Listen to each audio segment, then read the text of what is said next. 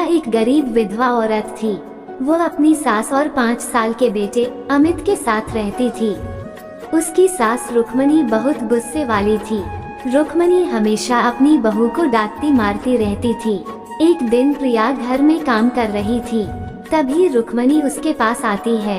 रुक्मणी, बहू तो घर का काम ही करती रहेगी या बाहर जाकर भी कोई काम करेगी? मेरे बेटे को खा गई, अब क्या मेरे पोते को भूखा मारेगी? बाहर जाकर कुछ काम कर और पैसे कमा कर ला। प्रिया, मां जी मैं कल गई थी काम ढूंढने, लेकिन मुझे कोई काम नहीं मिला। आज फिर जाकर काम की तलाश करती हूँ। प्रिया अपनी सास और अमित के लिए खाना बनाकर बाहर चली जाती है। वो कई जगह जाती है लेकिन उसे कोई काम नहीं मिलता। इसी तरह पूरा दिन बीत जाता है। प्रिया निराश होकर घर की तरफ चल देती है। तभी वह एक ढाबे पर किसी को बात करते सुनती है। ढाबे वाला, देख भाई मोहन, तू मुझसे दुगने पैसे ले ले, लेकिन काम छोड़कर मत जा। तू इतना अच्छा खाना बनाता है तभी मेरा ढाबा चल रहा है, अब तू अचानक काम छोड़कर जा रहा है।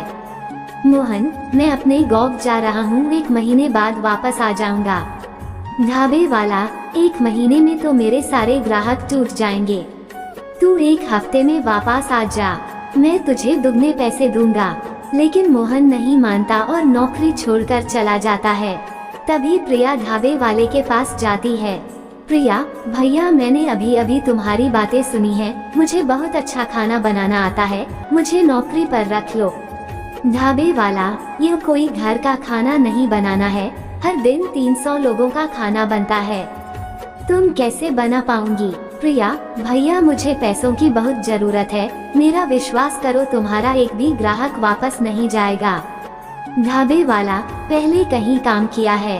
प्रिया, नहीं भैया, अभी 1 महीने पहले मेरे पति का स्वर्गवास हुआ है, तभी मैं काम ढूंढने निकली हूँ। ढाबे वाले को उस पर दया आ जाती है। वो कहता है, ढाबे वाला, ठीक है बहन, मैं अपना बिजनेस तुम्हारे हाथों में सौंप रहा हूँ। अगर मेरे ग्राहकों को तुम्हारा खाना पसंद नहीं आया तो मैं तुम्हें पैसे नहीं दूंगा। प्रिया मान जाती है। अगले दिन से प्रिया ढाबे पर खाना बनाने लगती है। प्रिया बहुत अच्छा खाना बनाती थी, जिससे उसके ढाबे पर लोगों की संख्या बढ़ने लगी। प्रिया को इसी तरह खाना बनाते 1 महीना होने वाला था। एक दिन मोहन वापस ढाबे पर आ जाता है। मोहन, लो सेठ मैं आ गया, तुम्हारे बारे में सोचकर मैं 1 महीने से पहले ही आ गया, बताओ आज क्या बनाना है? ढाबे वाला, भाग यहाँ से, मैंने किसी और को रख लिया है, तू तो दुगने पैसों में भी नहीं मान रहा था। ये औरत बहुत अच्छा खाना बनाती है, तू अब रास्ता नाप। मोहन बहुत गुस्सा हो जाता है। मोहन, मैं भी देखता हूँ ये ढाबे पर कितने दिन काम करती है, इसके जाने के बाद तू मेरे पास आएगा, तब तुझे दुगने दाम देने होंगे। मोहन वहाँ से चला जाता है और प्रिया को ढाबे से निकलवाने की तरकीब सोचने लगता है। इसी बीच ठंड का मौसम आ जाता है। प्रिया को कभी कभी ढाबे पर रात को देर हो जाती थी। ठंड के मौसम वह ठिठुरती हुई देर रात घर पहुँचती थी। एक दिन वह रात को वापस अपने घर जा रही थी, तभी उसे रास्ते में मोहन मिल जाता है।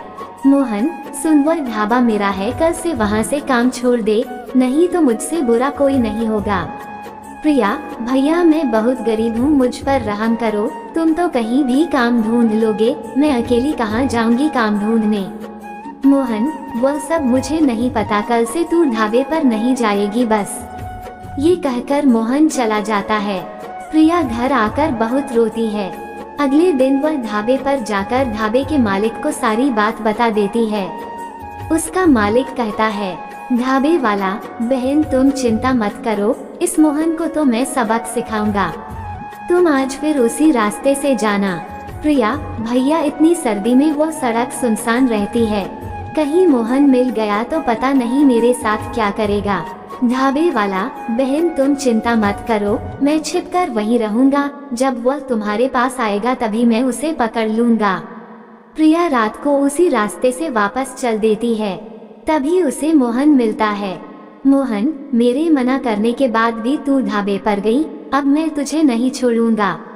मोहन जैसे ही उसे मारने के लिए आगे बढ़ता है, ढाबे का मालिक पुलिस के साथ आकर उसे पकड़ लेता है।